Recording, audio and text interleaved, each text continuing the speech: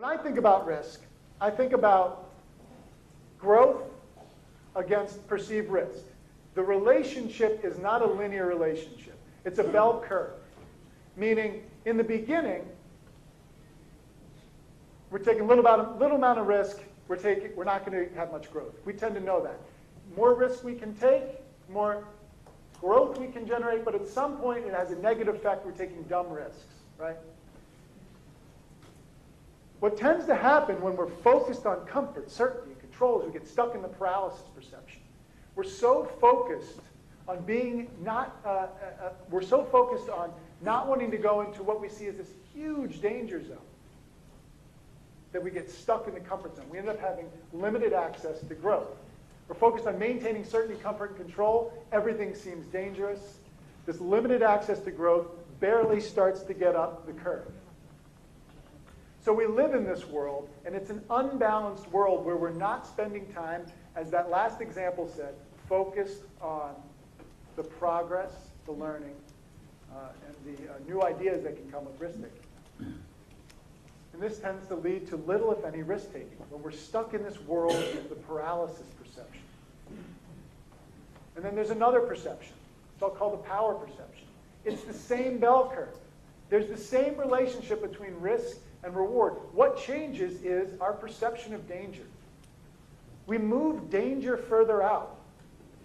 We realize the reality is so many of these things that might sacrifice comfort, control, aren't really dangerous. They're just a little bit uncomfortable. Now that doesn't mean danger goes away. There are things that are still truly dangerous, but it shifts our perception of risk. We're focused on generating growth, progress, and learning here. And it gives us an increased access to growth when we're in this power perception.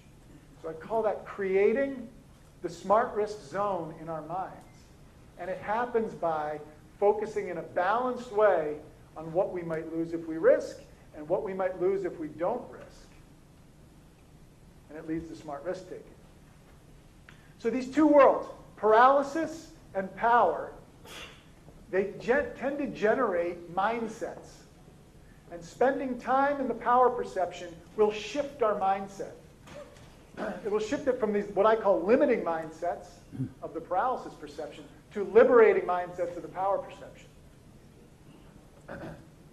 Some of these limiting mindsets of the paralysis perception. The timing isn't right. My ideas aren't good enough. I'm not sure what I'm doing. I don't want to make mistakes. I'll regret it if I fail. All focused on, I need to maintain that control and comfort. Some of the liberating mindsets of the power perception. The timing will never be perfect. I've got to go at some point. My ideas are good enough to get started. Maybe they're not the best, but they're good enough to get started. I won't know what I'm doing until I do it. Experimentation is going to drive growth, and I'll regret it if I don't try. What's interesting about the differences in these mindsets is you don't see it going from the timing isn't right to somehow miraculously you figure out, now the timing's right? It's the timing isn't right till the timing is never going to be perfect. I'll still say the timing might not be right now, but it's never going to be perfect. I've got to pick some time to go. Same thing, my ideas aren't good enough. We don't all of a sudden miraculously think, my ideas are good enough now. Now I can take a risk and get started. We say, you know what, they're good enough to get started. Let's get going.